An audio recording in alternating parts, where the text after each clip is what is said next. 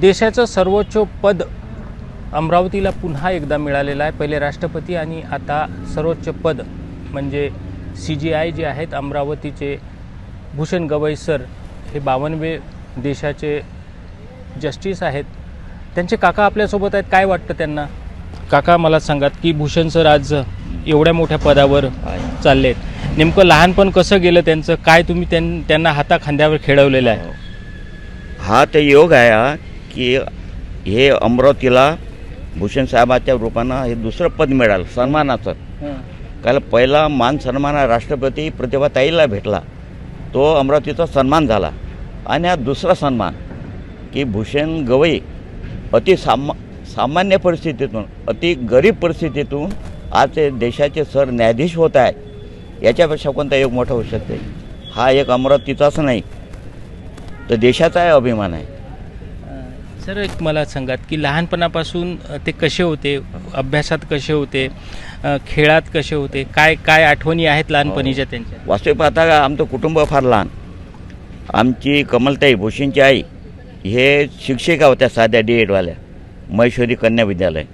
आणि दादासाहेब हे राजकारणी होते, समाजसेवक. तो सगळा भार हे आमच्या अंगावर जास्त यायचा. दवाखाना आहे, शाळा आहे, जेवण आहे, खाणं आहे, सगळा भार आम्हाला सांभाळतो आणि आम्ही योग्यतेनं सांभाळला.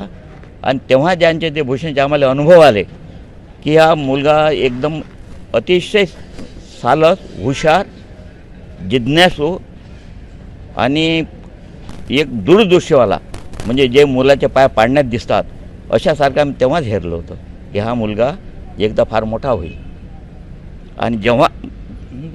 आणि जेव्हा भूषणचा जन्म झाला आणि त्याच्या 15 दिवसांनी नाव ठेवण्याचा प्रश्न आला तर आमच्या गवई कुटुंबाला फार आनंद झाला. प्रश्न म्हणला की माझे आई वडील जिवंत होते, याचं नाव काय ठेवायचं?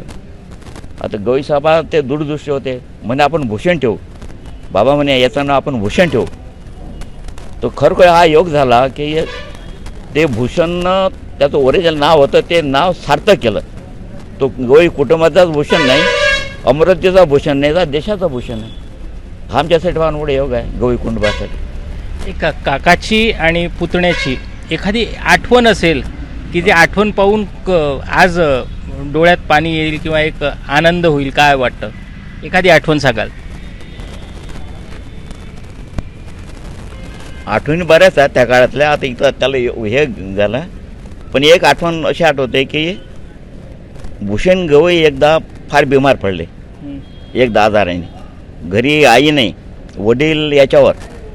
मग त्यावेळेस माझा लहान भाऊ आणि मी दोघांवर आला बाहेर. फ्रेजरपुरा आणि आपलं हे जवाहर गेट जिथे डॉक्टर बेंद्रेचा दवाखाना होता, डॉक्टर RM बेंद्रे, ते आमचे फॅमिली डॉक्टर होते. तर काय करतं मला फार हे झाला, पण शेजारचे पाजारचे लोक आले तेव्हा रिक्षा केला आम्ही. भूषणला रिक्षात घेतलं, डॉक्टर बेंद्रेकडे नेलं. त्याचा दवाखाना वर होता.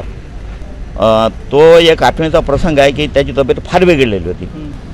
आणि योगायोग असा की डॉक्टर फॅमिली असल्यामुळे त्यांनी लगेच उपचार करून संध्याकाळपर्यंत आम्हाला ठेवून घेतलं. दुसऱ्या दिवशी भूषणची तब्येत चांगली झाली.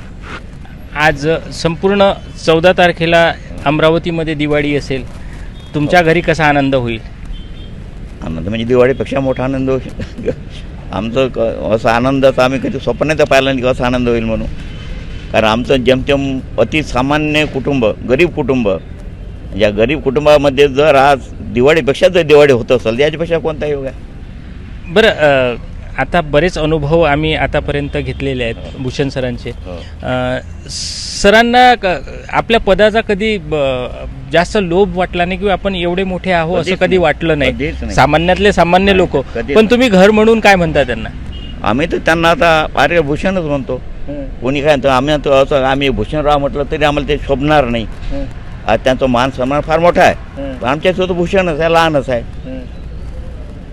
तर त्याच्यामुळे तो आमच्या दृष्टीनं तर तो लहानच. आम्ही त्यांना अजून इतकं मोठं त्या पद जरी असलं तरी आमच्या दृष्टीनं तो भूषणच आहे.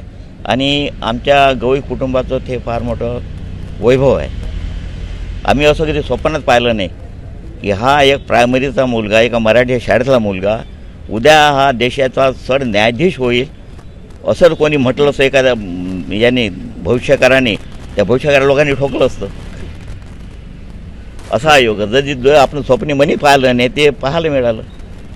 तर एक सामान्य कुटुंबातले व्यक्तिमत्व आणि त्यांचं नावही भूषण आहे. भूषण आहे.